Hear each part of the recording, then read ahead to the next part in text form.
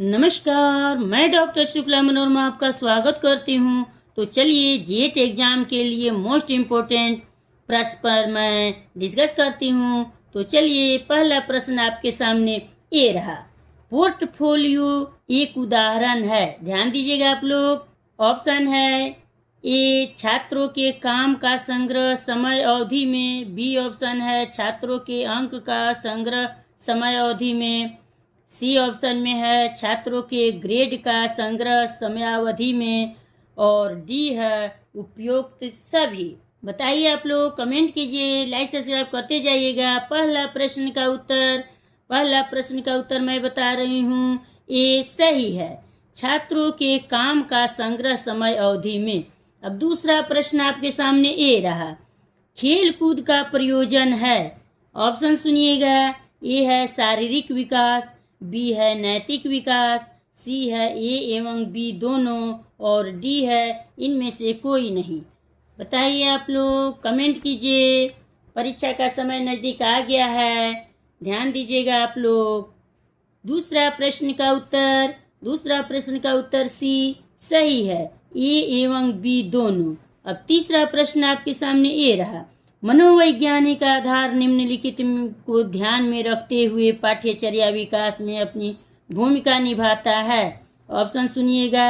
ए है छात्र संवेदना, बी है छात्र की प्रकृति, सी है छात्र की खुशी, और डी है छात्र की जरूरतें। बताइए तीसरा प्रश्न का उत्तर मैं बता रही हूँ, डी ऑप्शन सही है, छात्र की जरूरतें। चौथा प्रश्न आपके सामने ये रहा।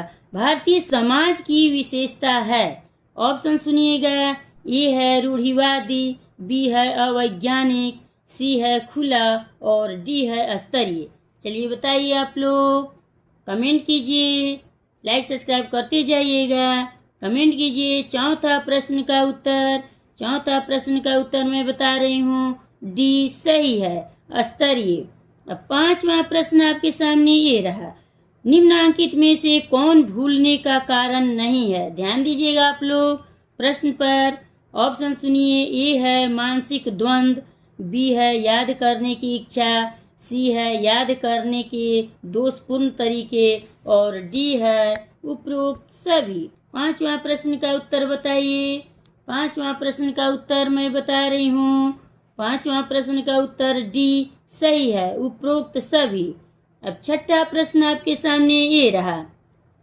इनमें से कौन सा कारक अधिगम प्रक्रिया को प्रभावित नहीं करता है? ध्यान दीजिएगा आप लोग, लाइक सब्सक्राइब करते जाइए। ए है बुद्धि, बी है रुचि, सी है तत्परता, और डी है उद्देश्य निर्धारण।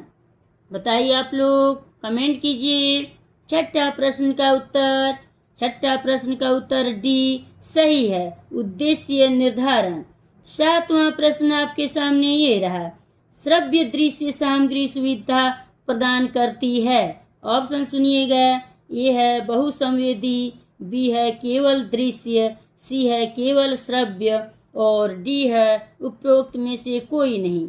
चलिए बताइए आप लोग, परीक्षा का डेट निकल चुका है, आप लोग ध्यान दीजिए। सातवां प्रश्न का उत्तर मैं बता रही हूँ, ए सही है, बहुसंवेदी। आठवां प्रश्न आपके सामने ये रहा। डायंस ब्लॉक का उपयोग किया जाता है, ऑप्शन सुनिएगा। ए है जोड़, बी है घटाव, सी है उपरोक्त दोनों, और डी है दोनों में से कोई नहीं। चलिए बताइए आठवां प्रश्न का उत्तर, लाइक सब्सक्राइब करते जाइएगा। आठवां प्रश्न का उत्तर मैं बता रही हूँ, सी उपरोक्त दोनों। ए में है जोड़ और बी में है घटाव, इसलिए सी ऑप्शन सही है, उपरोक्त दोनों। नौवां प्रश्न आपके सामने ये रहा। लाला लाजपत राय को इस नाम से भी जाना जाता है, ऑप्शन सुनिएगा। ए ऑप्शन है शेर ए बंगाल, बी ऑप्शन है शेर ए महाराष्ट्र, सी ऑप्शन है शेर ए कश्मीर, और डी ऑप्शन में है शेर ए पंजाब। चलिए बताइए आप लोग, कमेंट कीजिए, किस नाम से जाना जाता था? मैं बता रही हूँ नौवां प्रश्न का उत्तर डी सही है, शेर ए पंजाब। अब 10वां और लास्ट प्रश्न है आपके सामने, सुनिएगा। निम्नलिखित में से किस मॉनसून से भारत में सर्वाधिक वर्षा होती है?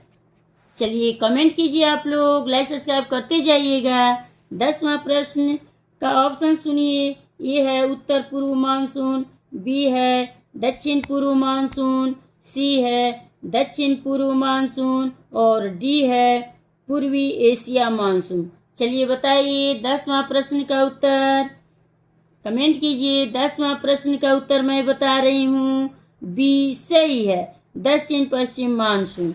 लाइक सब्सक्राइब करते जाइएगा, मिलते हैं अगले वीडियो में।